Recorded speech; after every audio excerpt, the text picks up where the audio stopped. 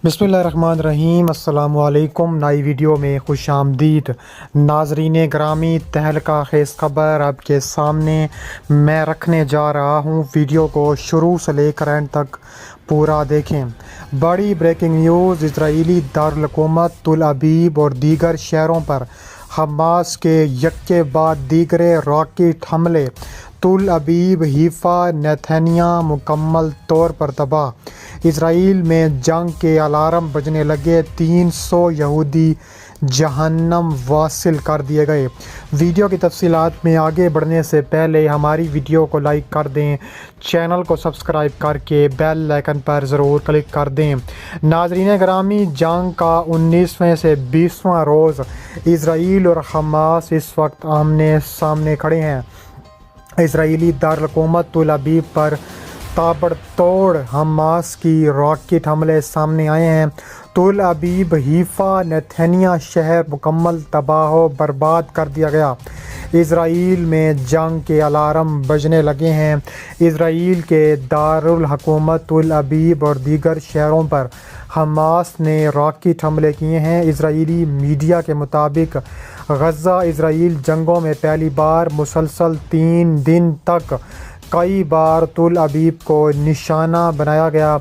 Israeli media के मुताबिक तुल अबीब, याफा, हीफा, नेथानिया और दीगर इसराइली शहर पर रॉकेटों की बारिश कर दी गई। इसके अलावा कहा जा रहा है कि इसराइली शहर राफूत में हाई ट्रांसमिशन लाइन पर रॉकेट लगने से बिजली मुनक़ता हो गई। इसराइली मीडिया का कहना है कि एक रॉकेट इसराइली इलाके अल-करिया में गिरा। हंगामी सायरन बजने से अल-करिया में इसराइली अस्करी कौंसल का इजलास रोकना पड़ा। इसराइली हुकूमत को गज़ा में कैदी इसराइलियों की परवाह नहीं। इसराइली मीडिया के मुताबिक कैद इसराइलियों के रिश्तेदारों ने मुख्तलिफ शहरों में एहतजाज किया है। मुजाहिरीन का कहना था कि इसराइली हुकूमत को गज़ा में कैद इसराइलियों की परवाह नहीं। दूसरी जानिब अल-कस्साम ब्रिगेड की जानिब से कहा गया है कि इसराइल पर ताज़ा रॉकेट हमले गज़ा के शहरी आबादी पर बमबारी का जवाब हैं। इसराइली वज़ीर आज़म नेतन्याहू की हट दर्मी बरकरार है। इलावा अज़ीम मुसलसल फ़लस्तीनियों को निशाना बनाने के बाद अब भी इसराइली वज़ीर आज़म नेतन्याहू की हट दर्मी बरकरार है। उन्होंने कहा है कि गज़ा की पट्टी पर ज़मीनी हमले की तैयारियाँ कर रहे हैं। गैर मुल्की मीडिया के मुताबिक इसराइली हमलों में शहीद फ़लस्तीनियों की तादाद 7,280 जगी है, जबकि 18,500 फ़लस्तीनी ज़ख्मी हैं। रिपोर्ट्स के मुताबिक शुहदा में 3,000 से ज़ायद बच्चे, 1,700 से ज़ायद ख़वातीन शामिल हैं।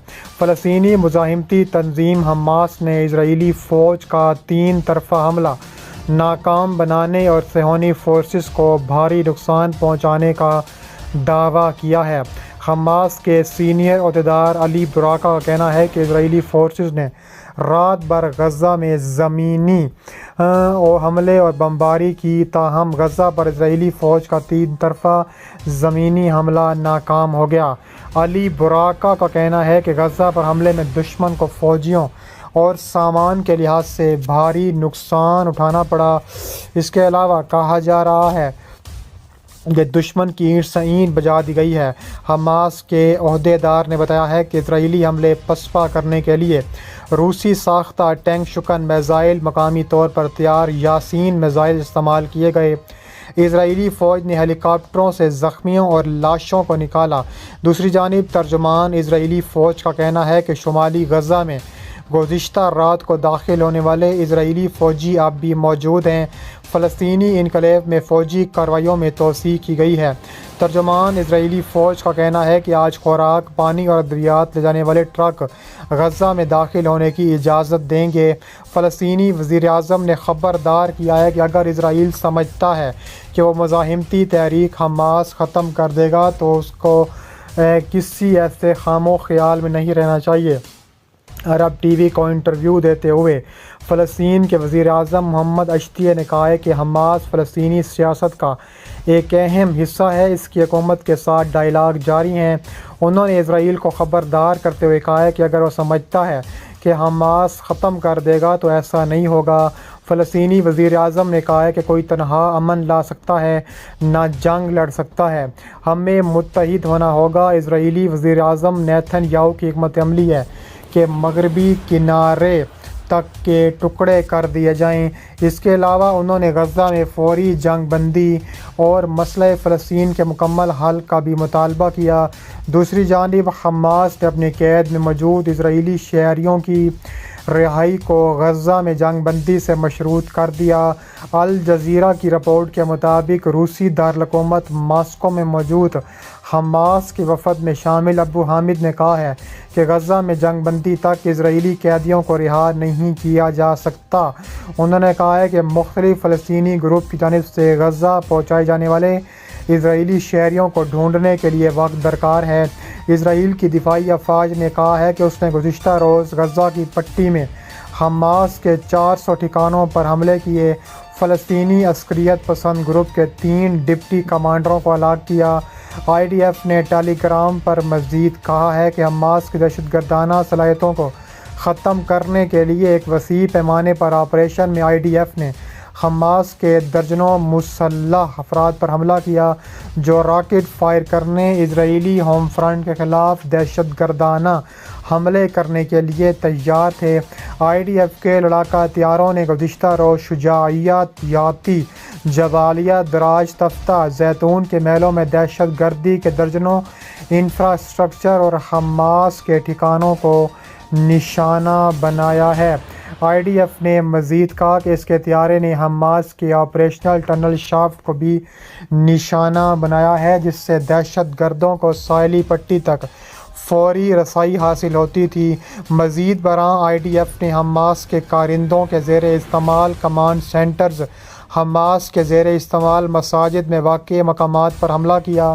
اسرائیل کی فوج کا کہنا ہے کہ حملے میں نصیرات شاتی فرقان بٹالین کے حماس کے نائب کمانڈر مارے گئے۔ غزہ کی پٹی میں جاری خون ریز جنگ کے روز پٹی کے مختلف علاقوں پر شدید بمباری کی۔ پٹی کے مغربی علاقے شیخ رضوان کالونی پر بمباری کے نتیجے میں درجنوں افراد ہلاک اور زخمی ہو گئے۔